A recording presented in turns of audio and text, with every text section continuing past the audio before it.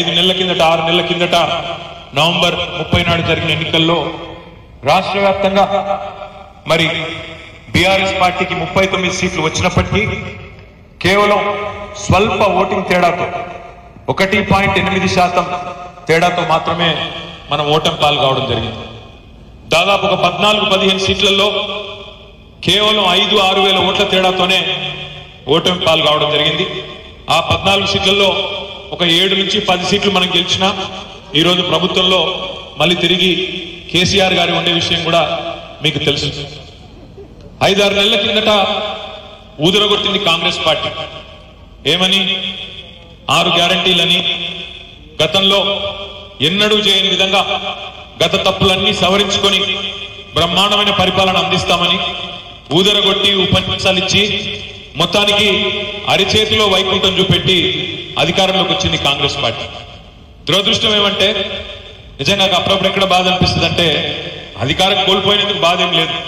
ఎందుకంటే అధికారంలో ఎవరు శాశ్వతం కాదు. ఎప్పుడో ఒకప్పుడు అందరం దిగాల్సిందే, దిగడం తప్పేం లేదు.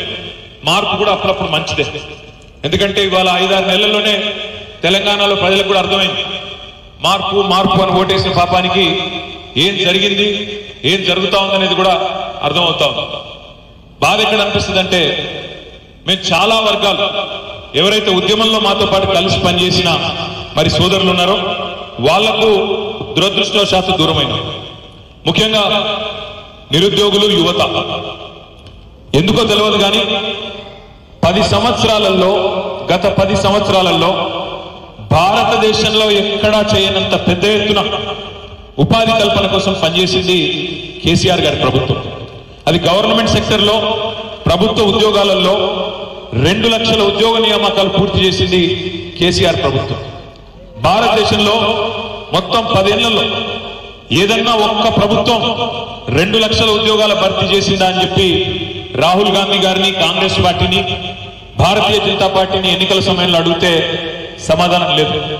ఈరోజు మళ్ళీ అడుగుతా ఉన్నాం. 2014 నుంచి 2024 వరకు కేసీఆర్ గారి ప్రభుత్వం 2 లక్షల ప్రభుత్వ ఉద్యోగాల నియామకాలు చేసింది. ఇది నేను లెక్కలతో సహా నేను మీ ముందు పెడతాను. ఏ డిపార్ట్మెంట్ లో ఎన్ని ఉద్యోగ నియామకాలు జరిగినాయి, పోలీస్ శాఖలో ఎంత జరిగింది, వైద్య ఆరోగ్య శాఖలో ఎంత జరిగింది, పురపాలక శాఖలో ఎంత జరిగింది, పంచాయతీరాజ్ లో ఎంత జరిగింది, ఏ విభాగంలో చెప్పుకోలో ఎంత జరిగింది, ట్రాన్స్కోలో ఎంత, సింగరేణిలో ఎంత, ఇవన్నీ లెక్కల సహితంగా చెప్పేసంతా మా అందరికి మా అందరికీ ఉంది. ఈ దేశంలో ఇంతకంటే పెద్దగా, ఇంతకంటే గొప్పగా ఉపాధి కల్పన ఏదన్నా ప్రభుత్వం చేసిందా చెప్పండి అని చెప్పి ఎన్నిసార్లు అడిగినా ఒక్క కాంగ్రెస్ నాయకుడు కానీ, ఒక్క బీజేపీ నాయకుడు కానీ సమాధానం చెప్పే పరిస్థితి లేదు. ఎందుకు అంటే సోషల్ మీడియాలో జరిగిన దుష్ప్రచారం. ఇన్ని ఉద్యోగాలు సృష్టించినప్పటికీ, ఇన్ని ఉద్యోగాలు భర్తీ చేసినప్పటికీ ఇంకా ఏదో చేయలేదు, ఈ ప్రభుత్వం పనే చేయలేదు అనే విధంగా విపరీతమైన దుష్ప్రచారం మరి సోషల్ మీడియాలో జరిగింది. అందులో ముఖ్యంగా యువత, ఇవాళ జిల్లాల్లో గ్రామీణ ప్రాంతాల్లో ఉండే యువత ఎవరైతే చదువుకోగానే తమకు ఉద్యోగం కావాలని కోరుకుంటారో వారు పూర్తి స్థాయిలో ఈ వాదనకు ఆకర్షితులై మాకు దూరమైనారు. వాస్తవం ఏంటంటే నేను మీ అందరికీ కూడా విజ్ఞప్తి చేస్తా ఉన్నాను. దయచేసి విషయాలు రూఢీ చేసుకోండి, తెలుసుకోండి.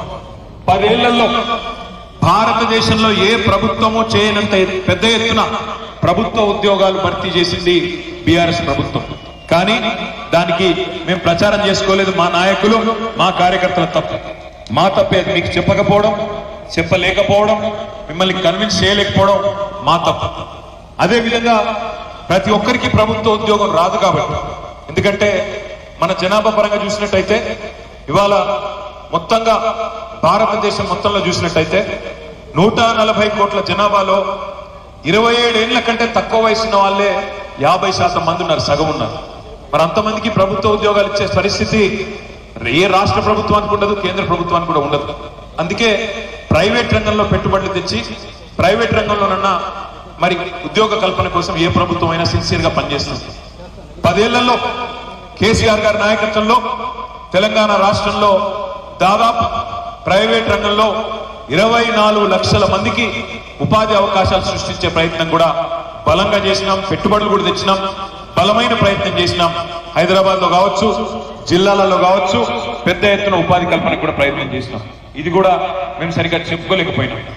దాంతో పాటు ఇప్పుడే నేను హరిప్రియ గారిని అడుగుతా ఉంటాను, ఇల్లెందు నుంచి ఇవాళ ఇటువైపు వెళితే మహబూబాబాద్, ఇటువైపు వెళ్తే మీకు కొత్తగూడెం, ఒకటి 37-38 కిలోమీటర్లు, ఇంకోటి 40-42 కిలోమీటర్లు. రెండు వైపులా ఈరోజు మీరు కలలో కూడా ఊహించి ఉండరు.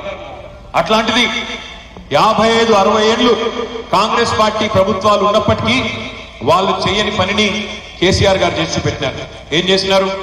మహబూబాబాద్ జిల్లా కేంద్రం చేయడమే కాదు, అక్కడ ఇవాళ ఒక మెడికల్ కాలేజు, ఒక నర్సింగ్ కాలేజు, కలెక్టర్ను, జిల్లా అధికారులందరినీ కూడా తీసుకొచ్చి ప్రజలకు చేరువగా అక్కడే కూర్చోబెట్టినారు. మీ పిల్లలందరికీ కూడా రేపటి రోజున వైద్య విద్య అభ్యసించడానికి ఎక్కడికో పోయే అవసరం లేకుండా బ్రహ్మాండంగా ఈ రోజు మహబూబాబాద్ లో ఒక్క సూపర్ స్పెషాలిటీ హాస్పిటల్లోనే, గవర్నమెంట్ మెడికల్ కాలేజ్ టీచింగ్ హాస్పిటల్లో 140 మంది సూపర్ స్పెషలిస్టులను కూడా తీసుకొచ్చి కూర్చోబెట్టిన ఘనత కేసీఆర్ గారి ప్రభుత్వాన్ని, మన ప్రభుత్వాన్ని, మన తెలంగాణ ప్రభుత్వాన్ని.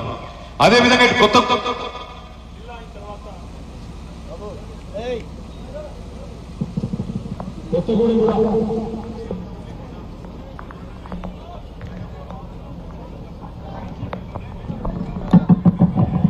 కొత్తగూడెం కూడా జిల్లా అయిన తర్వాత బ్రహ్మాండంగా కొత్తగూడెంలో కూడా జిల్లా కలెక్టర్ గారు, ఎస్పీ గారు కూర్చోవడమే కాకుండా అక్కడ కూడా మెడికల్ కాలేజ్, నర్సింగ్ కాలేజ్, ఇటు పక్కన ఖమ్మంలో అక్కడ కూడా